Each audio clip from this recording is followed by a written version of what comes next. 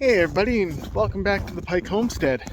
My name is Adam, and I'm here to tell you a little story about cats today.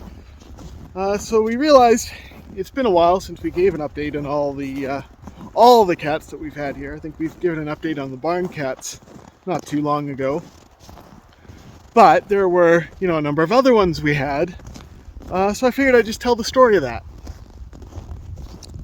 So when we first moved out to Alberta, we came here with one. That is our house cat, his name is Reese. He is now 15 years old, and he was the first critter that Caroline and I adopted together. Like we had other cats and stuff when we met and everything, but the first one we got while we were together was Reese. So he's been, and we got him a few months after we moved in together. So, he's been a part of the family through pretty much everything.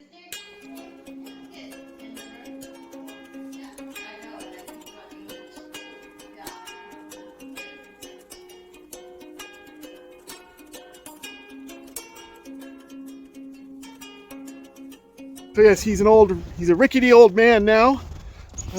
Seems like he's more bone than anything, but he's still doing well. He's still with us. He made the trip in the car from BC, and so yeah, he was cat number one. Then shortly after we moved into the lake house, we had a cat show up on our deck. We had put out some bird seed to feed the birds in the winter. And, before even all our furniture had showed up, Caroline was out doing some grocery shopping or whatever, and this cat showed up and started eating the bird seed. Like, okay, if he's a neighborhood cat or a stray. So we decided to find out. So, we sent, she kept showing up. So we sent messages to our landlords and stuff to see if it belonged to the previous tenant, or asked around at our neighbors to see if she belonged to them, and she didn't. She just kind of showed up out of nowhere. We're assuming that she was a barn cat, but we didn't know.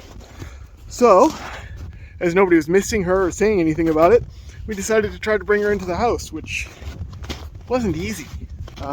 She wasn't easily trusting, so we were thinking that she was probably a barn cat, kind of semi-feral, used to being around people, but not really trusting.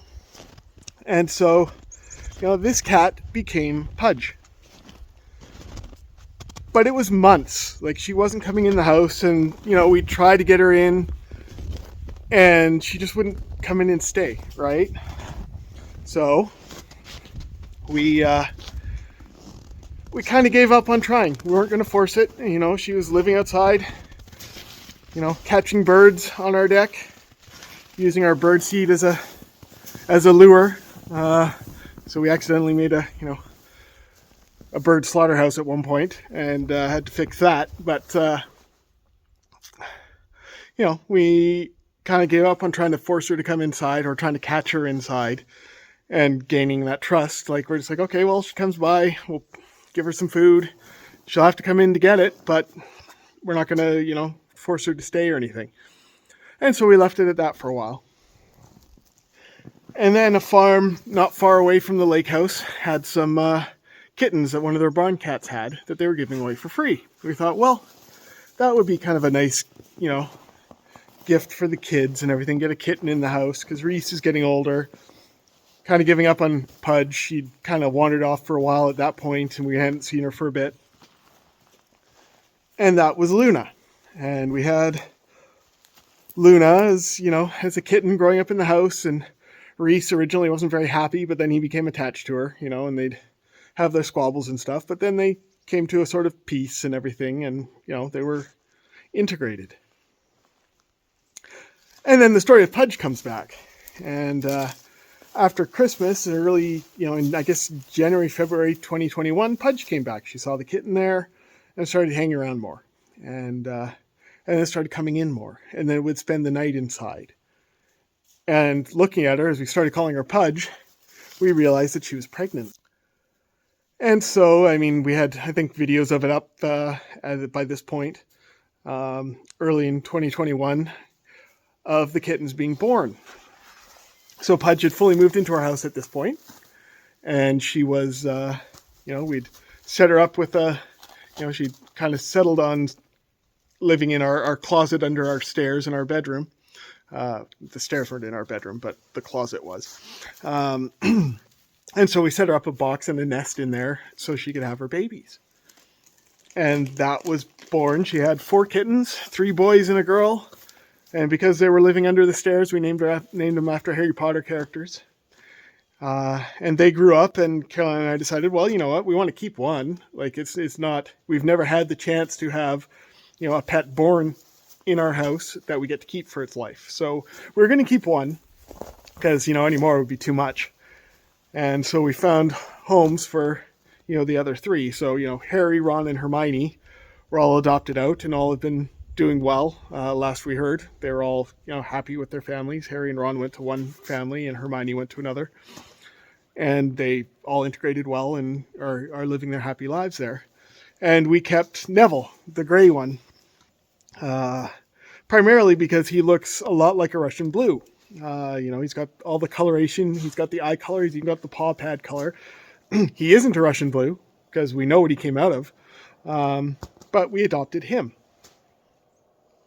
Then, as things started to change, when Luna had been very much a part of helping raise the kittens. She was pretty much their babysitter, their stepmom. She was in there helping clean them and take care of them when they were young.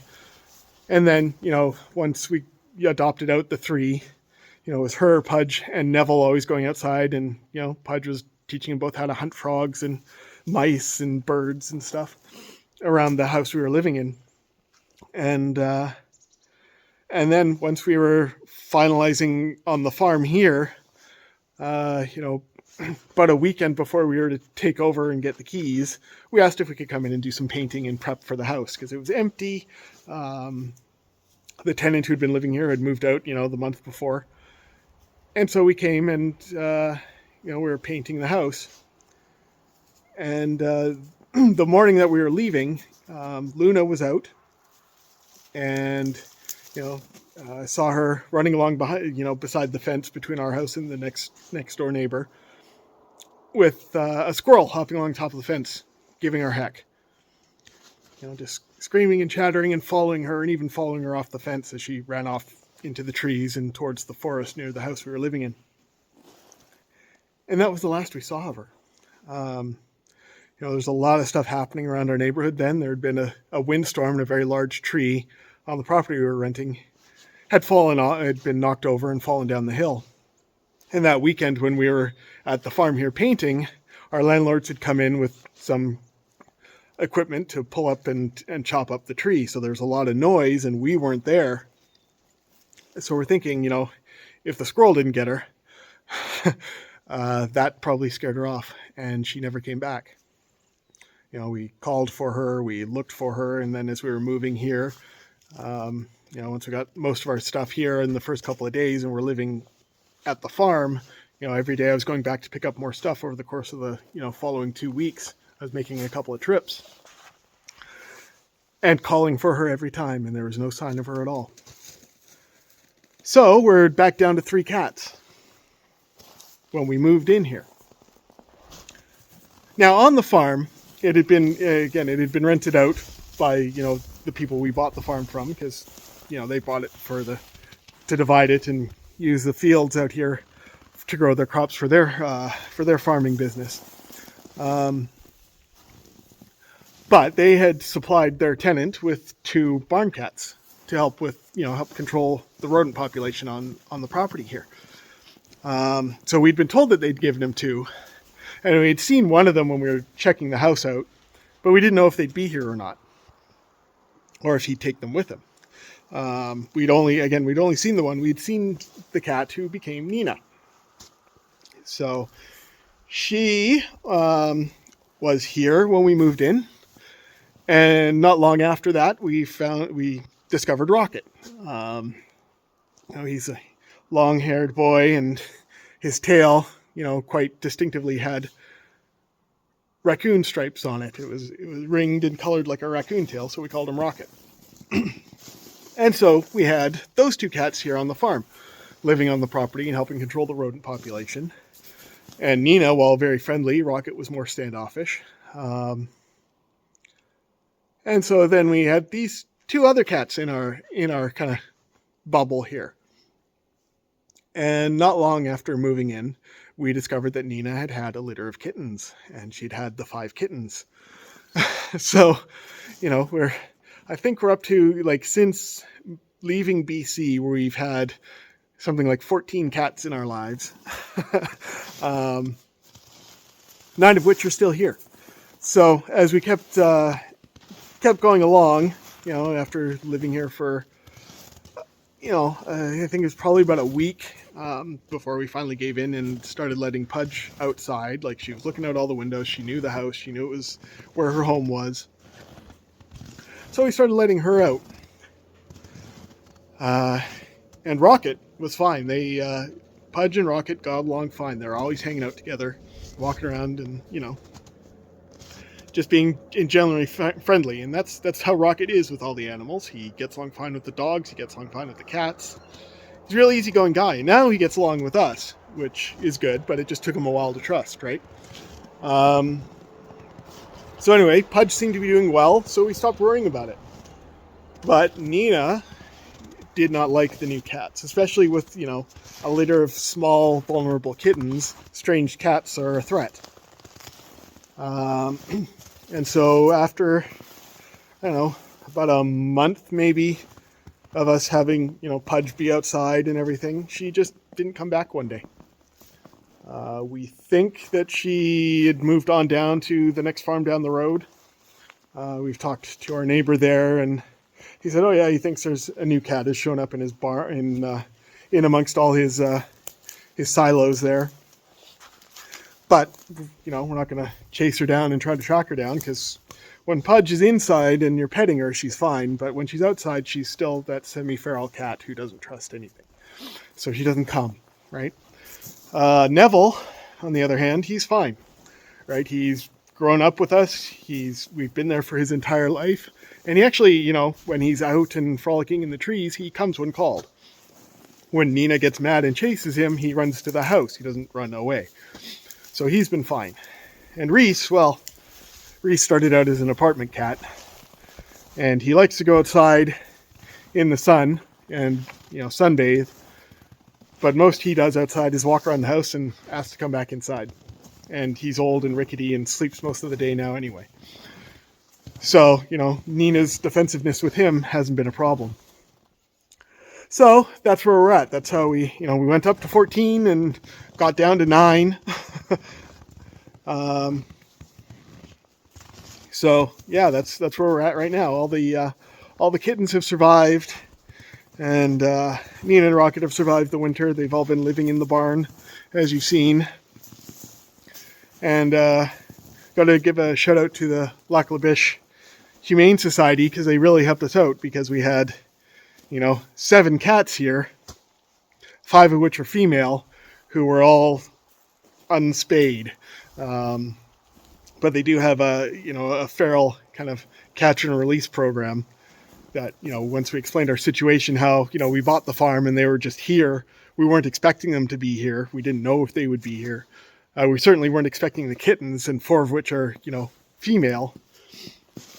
If you do the math, as they all come into maturity this spring, that could be a lot of new cats. So they took them in that catch and release program as semi-feral and got all of that taken care of. So they've all been spayed or neutered, the 2 boys and the 5 girls. And so that's all taken care of, and we're very happy with that. They've all recovered nicely. It's been about a month now. And there's no infection or more damage done, even though pretty much all of them pop their stitches, being feral cats, where we can't really cone them and leave them trapped in the barn. But yes, they all seem to have healed up, and they're all doing well. And our boys in the house, Neville and Reese, are doing all right. You know, Neville still likes to go outside every day, and Reese can't be bothered. And Neville gets chewed by Hank all the time, and you know, gives back as good as he gets. And the barn cats are all, you know, happy and, you know, starting to get back to the trust levels we were at before I scooped them up, you know, a few at a time each day to take in to be fixed. Yeah, so that's the story of our cats on the Pike homestead here, and how we averted disaster. Because yeah, 5 females, all coming into heat this spring. That's, you know, you're looking at potentially what, 30, 40 kittens really, if if we didn't get that taken care of. So again, yeah, huge thanks to the Humane Society here for helping us out with that, because there's no way we could afford to get that many of them fixed. And we didn't have any takers to adopt any of them either. Most of them are all just black or black and white. And, you know, that's not necessarily a popular cat for people to adopt, which is unfortunate, because they're nice little creatures. Well, they're not as friendly as, you know, a house cat. They're barn cats. But yeah, they are nice cats generally. So yeah, we're happy with that.